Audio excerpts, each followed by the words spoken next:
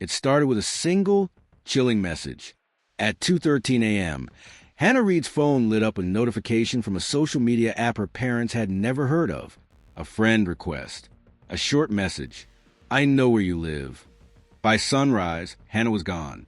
Hannah Reed was just 16, a high school sophomore from Cedar Falls, Iowa. Bright, funny, a straight-A student who loved painting and coding small websites on her laptop. To her parents, she was a picture of innocence, a girl whose life revolved around family dinners, youth group meetings, and late-night study sessions. But like many teenagers, Hannah had a digital life her parents barely understood. She spent hours chatting online, exploring communities far beyond the borders of her small Midwestern town. Her screen name, StarryByte, was known to thousands of strangers, and it was in those hidden corners of the internet where danger found her. On the morning of March 18th, Hannah's parents opened her bedroom door and felt their world collapse. Her bed was empty, her phone was gone, and taped to her desk was a note, scrawled in uneven handwriting. Don't come looking for me. I'll be safe. But almost nothing about Hannah's disappearance made sense. She had no car, no cash, no close friends outside school. And yet, within hours, her digital footprint told a darker story. Investigators discovered she'd been messaging with someone calling themselves ZeroCool. The username was a clear nod to hacker culture, referencing a notorious character from a 1990s cyberpunk film. Their chats, pulled from Hannah's cloud backups, were intimate, persuasive, and manipulative. ZeroCool wasn't just flattering Hannah. He was teaching her how to hide things, how to delete chat logs, how to mask her location. He even convinced her to install an app disguised as a music player, but in reality, it was a tracking tool. By the time Hannah left her room that night, someone already knew exactly where she was heading. The Cedar Falls Police Department treated it first as a runaway case. But Detective Laura McKnight, one of the state's top cybercrime investigators, felt something was off. She noticed that Hannah's last known login came from a server routed through 3 different countries: Germany, Russia, and Brazil. That wasn't something a teenage girl could set up on her own. It was a mark of someone hiding in plain sight. McKnight and her team worked day and night, combing through Hannah's online history. They found Reddit threads where ZeroCool bragged about collecting stars, his sick nickname for underage girls. They traced Discord servers filled with coded messages, digital graffiti, and encrypted links that led to private forums on the dark web. Every clue pointed to a predator who knew how to stay one step ahead. But then came the first break, a grainy CCTV clip from a bus station in Des Moines, 90 miles away. At 3:42 a.m., Hannah was seen boarding a bus. Next to her, half hidden by a hoodie, was a man in his late 20s. He bought her ticket in cash. And once the bus pulled away, both Hannah and the man disappeared. For Hannah's parents, the torment was unbearable. They blamed themselves. Her mother replayed every dinner conversation, wondering how she had missed the warning signs. Her father scrolled endlessly through her old texts, desperate for a clue he could hand over to police. Detective McKnight felt the weight too. She knew predators like ZeroCool thrived on loneliness, luring kids with validation and promises of freedom. They studied their targets, what they liked, what they feared, until trust became a weapon. And the community? Cedar Falls was shaken. Parents pulled their kids off social media. Schools held emergency assemblies about digital strangers. But behind closed doors, everyone whispered the same thing. Could this happen to my child? As the search widened, police identified 3 possible suspects. Ethan Walker, a 19-year-old dropout known for dabbling in hacking forums. He lived only a few miles from Hannah and had once been caught impersonating people online. ZeroCool, whose real identity remained unknown but who police believed was operating out of Chicago, using multiple burner accounts to disguise himself. A teacher's aide who had been dismissed months earlier for inappropriate social media contact with students. But each lead seemed to collapse. Ethan Walker had an alibi. Security footage showed him working a night shift at a warehouse. The teacher's aide? Cleared by GPS data, showing he was out of state. And as for ZeroCool, every time investigators got close, his accounts vanished, reappearing under new aliases. It was like chasing smoke through a maze of mirrors. Then, another twist. A week after Hannah's disappearance, her parents received an email. No subject line, just one attachment. A photo of Hannah sitting on a mattress in what looked like a motel room. Her face was pale, her eyes hollow. At the bottom, a single line of text. "She's mine now." Federal authorities joined the case. The FBI's cybercrimes task force traced the email headers, uncovering a location ping just outside Chicago. A sting operation was launched. Agents stormed a motel near O'Hare Airport, room after room, searching for Hannah. But when they kicked open the door to the room, matching the photo, it was empty. The mattress was there, the same curtains, even the same paint peeling from the walls. But Hannah was gone. All they found was a laptop left open on the desk. The screen displayed a looping message. Too slow. The hunt for Hannah Reed was no longer a local missing persons case. It had become a national cybercrime investigation, one that would expose an entire network of predators hiding behind screens. And as detectives dug deeper, they would discover something even more terrifying. Hannah wasn't ZeroCool's only victim. Now the hunt was on, but what the FBI discovered next would turn a missing persons case into something far more sinister. The motel near O'Hare Airport was a goldmine of evidence, or so investigators hoped. The laptop left behind was encrypted, running a Linux OS with advanced security protocols. Every file was locked, and any attempt to break in triggered a self-wiping script. But the task force had one advantage. The laptop had been left open, displaying that mocking message. Digital forensics experts captured a memory dump before the system wiped itself completely. Buried in the volatile memory was a single string of text, a URL leading to an invite-only chat room on the dark web. The name? The Syndicate. The Syndicate wasn't your average hacker forum. It was a sprawling network where cybercriminals exchanged stolen data, ransomware kits, and, most disturbingly, discussed collection.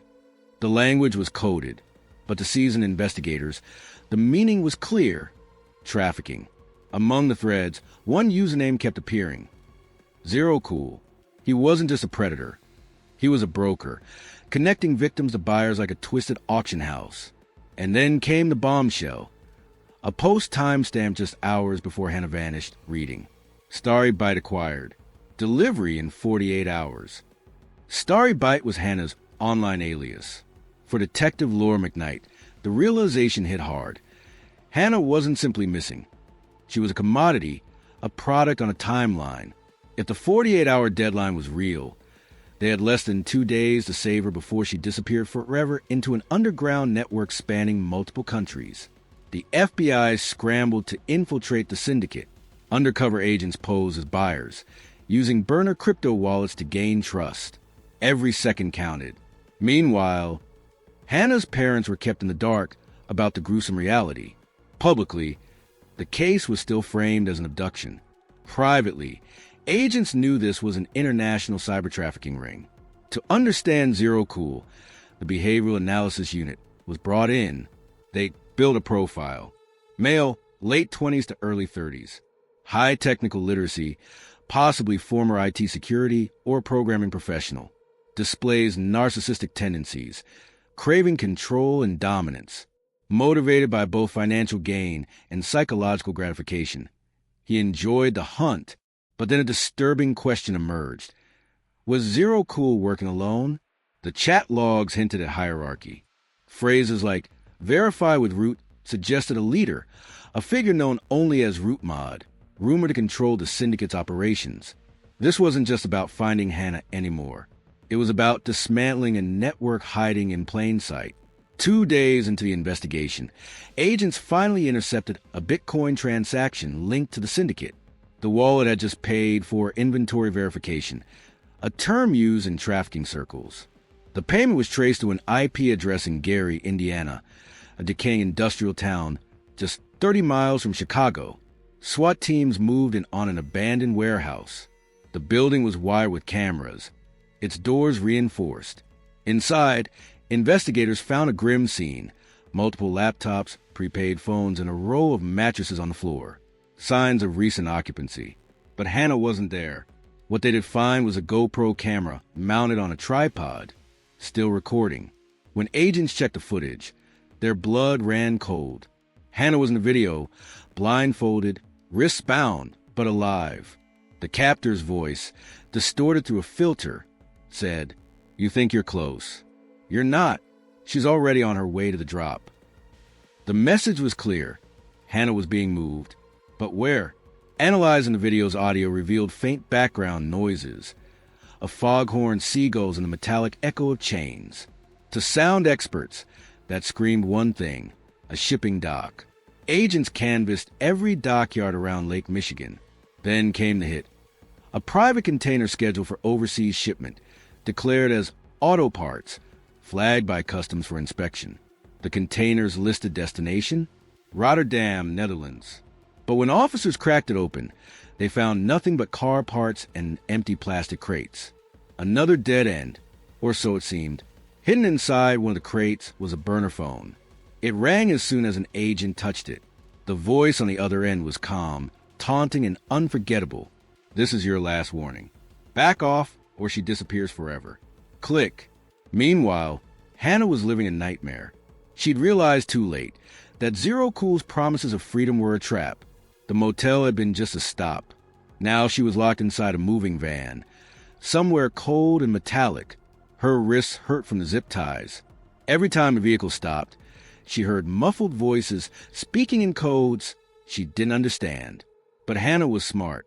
She remembered ZeroCool bragging about signal dead zones and tracking block vans. If they were going to this much trouble, she wasn't just a victim. She was an asset, and assets have value. She just had to stay alive long enough to find a way out. Just as investigators began preparing to issue a global Amber Alert, a new post appeared on the syndicate's forum. It was a live stream countdown, a sick auction for Hannah, disguised as a charity fundraiser. The winner would get exclusive access. The starting bid? $20,000 in Bitcoin. The timer read, 6 hours left. The FBI now had a clear window, but also a terrifying dilemma. Do they let the auction run to trace the highest bidder? Or do they shut it down immediately and risk losing Hannah forever? News of the case finally leaked to the public, triggering nationwide panic. Parents deleted their kids' apps. Schools installed monitoring software. Talk shows debated digital parenting and whether tech companies were doing enough to protect minors. Meanwhile, in the darkest corners of the web, Hannah's life was reduced to numbers on a screen. Bids climbed.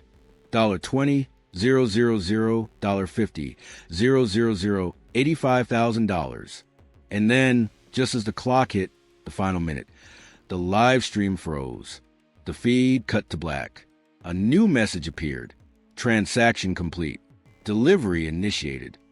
By the time agents traced the Bitcoin wallet, it was too late. The funds had been split across dozens of wallets and laundered through privacy coins. And Hannah? She was gone again. But this time, the clues pointed to something even more horrifying. The highest bidder wasn't in the U.S. at all. He was thousands of miles away. The auction for Hannah Reed wasn't just a transaction. It was a declaration. Whoever bought her wasn't some random predator. They were part of something bigger, darker, and global. FBI analysts dissected the blockchain trail. The Bitcoin wallet led to a tumbling service, a laundering mechanism that fragmented payments across hundreds of wallets. From there, funds were converted into Monero, a privacy coin nearly impossible to trace. Still, one pattern emerged. A sliver of cryptocurrency linked back to an exchange in Romania, a hotspot for cybercrime syndicates.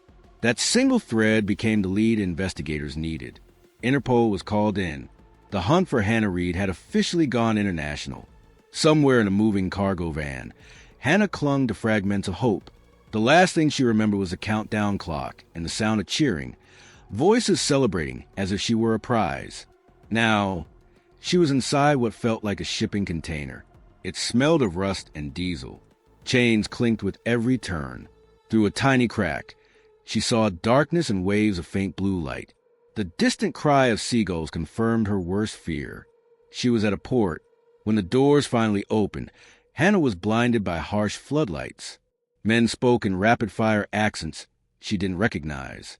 One of them pointed at her and said a single word in English, cargo.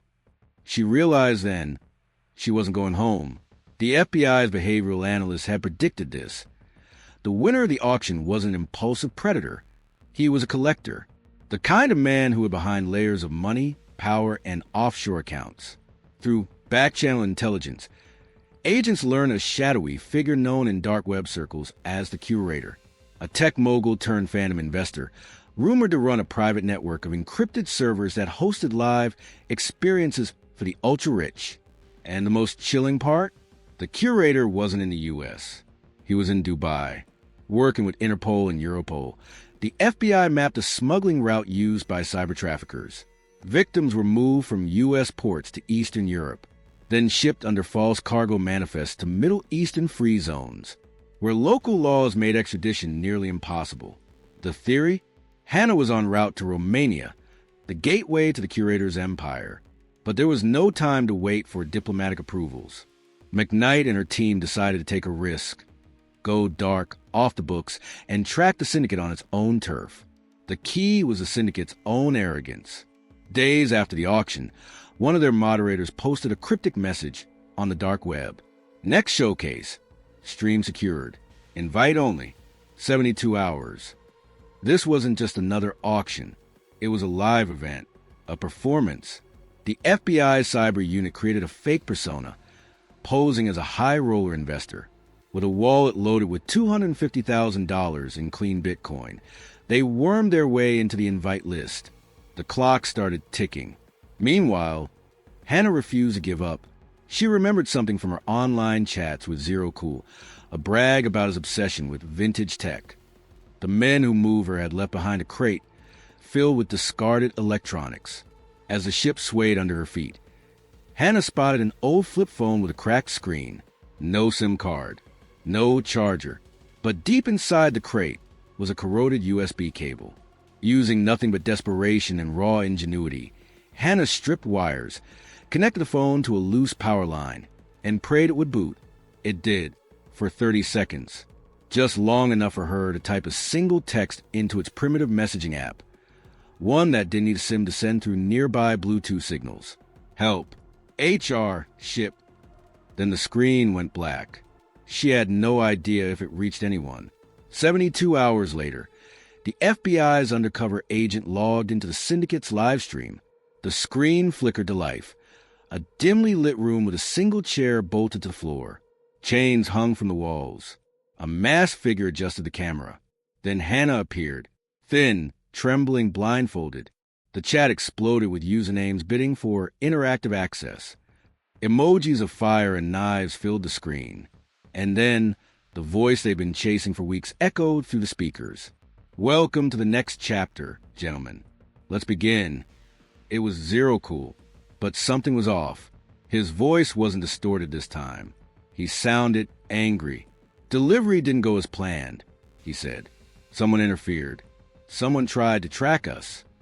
The screen zoomed in on Hannah's face. A note was taped to her blindfold. For words, scrawled in black marker. She tried to run. They had eyes on Hannah, but no location data. The live stream was routed through 7 VPN layers, bouncing between offshore servers. Then came the worst twist yet. ZeroCool announced a new rule. We've got a rat among the buyers. One of you is law enforcement. If you want her to live, prove your loyalty. Vote to execute the traitor. The chat erupted. Names flew. Timers counted down. And behind the screen, the FBI faced an impossible choice. Stay in and risk exposure, or pull out and lose Hannah forever. Just as chaos unfolded in the chat, a small detail caught McKnight's eye. A reflection in a steel wall behind Hannah. Letters etched into metal. Barely visible but unmistakable. It wasn't random. It was a shipping code. Within minutes, analysts matched it to a container on a freighter bound for Constanța, Romania. The ship had left port 3 hours ago, and it wouldn't dock for 4 more days. As agents scrambled to assemble an emergency extraction plan, a new sound pierced the live stream. A door creaking open and an unfamiliar voice saying, "Time's up. Move her." The feed cut to black. A new message appeared on the screen. Constanza was a decoy. TikTok, agents. Hannah wasn't on that ship. She was already gone, again. And the next destination? Nobody knew. That single sentence shattered the FBI's plan. For weeks, agents believed Hannah Reid was locked in a container bound for Romania. Now, they knew the truth. The shipping manifest, the freighter, the port, it was all a diversion. Hannah wasn't on that ship, and someone inside the FBI wanted it that way. The Bureau tore its own house apart, hunting for the leak that had sabotaged every move. Forensic teams scoured devices. Analysts traced backdoor logins. And then the traitor emerged, Special Agent Kyle Mercer, the man who promised Hannah's parents he'd bring her home, the man who stood on national TV reassuring America that justice would prevail. Mercer confessed under interrogation, but not in shame. He spoke with pride. He called law enforcement broken and praised the syndicate as the architects of a new digital order. His price for joining that order? Hannah Reid, far from the chaos in Washington. Hannah sat in a sterile room that smelled of bleach and fear. Cameras in every corner. Food slid under the door like she was livestock. Through an intercom, a voice whispered lies in perfect English. Your parents stopped looking. The people who promised to save you, they failed. But you still have value. Hannah squeezed her fists until her nails cut skin. She wouldn't break, but hope was slipping like sand through her fingers. With Mercer exposed, investigators gained access to the syndicate's encrypted channels. There, they found the countdown. The showcase, 72 hours. A live stream, invite only, bids and cryptocurrency. And Hannah was the prize. To save her, the Bureau had to play a dangerous game. Go undercover as buyers.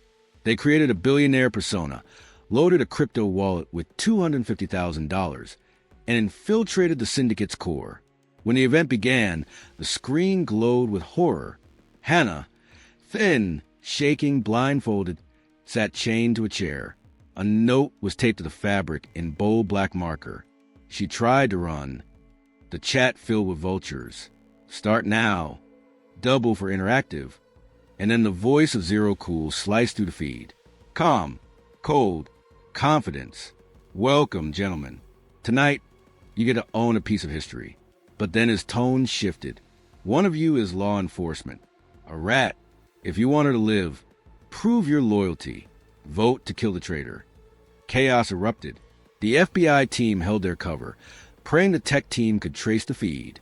Amid the frenzy, Detective McKnight noticed something, a faint reflection in a steel panel behind Hannah. Letters etched into metal. RZ14, a shipping code. In minutes, analysts matched it to a private freighter off the coast of Oman, heading for a remote airstrip. ETA, 2 hours. The Bureau launched a covert extraction. Helicopters and strike boats roared toward the Gulf. They stormed the freighter, weapons drawn, room after room, clearing every corner. They found chains. They found cameras. But no Hannah. Instead, a single tablet lay on a chair, streaming the auction. ZeroCool appeared, laughing. You really thought this was about money? This was about power. And you've already lost. The feed cut to black. Then a phone on the table buzzed with new message. Look outside. Agents ran to the deck just in time to see a sleek black helicopter vanish into the horizon. And inside that helicopter was Hannah. Hours later, with satellite assistance and sheer luck, the Bureau tracked the chopper to a luxury compound deep in Oman's desert. Backed by local forces, they launched one final raid. This time, they found her. Hannah was pale, dehydrated, and terrified, but alive. When agents cut her chains, she whispered 2 words through cracked lips. Thank you. Nearby, ZeroCool lay cuffed, snarling threats through gritted teeth. His reign was over, but the syndicate? Still out there. Root Mod and the curator vanished like smoke. For Hannah, the nightmare ended. For law enforcement, the war had only begun. Hannah's story is fictional, but predators like ZeroCool are very real. Every day, kids and teens vanish because of the same tactics you just heard about. Here's how to stay safe. Protect personal info. Never share your full name, school, or address online. Spot grooming early. If someone asks you to keep secrets, move to private apps, or share photos, that's a predator. Secure your accounts. Use strong passwords and enable two-factor authentication everywhere. Talk. Don't judge. Kids hide danger when they fear punishment. Keep communication open. Educate yourself and your kids. Teach them what's real and what's risk before it's too late. Hannah Reid's story may be a dramatization, but the danger is real and it's closer than you think. If this episode opened your eyes, even a little, don't just scroll away. Do something that matters. Smash that like button so more people see this and learn. Comment below. What do you think should happen to people who run networks like the Syndicate? Subscribe to BYTE Crimes for more gripping stories that reveal the hidden dangers of our connected world. Your click isn't just engagement, it's awareness. And awareness saves lives. Stay safe, stay smart, stay alive,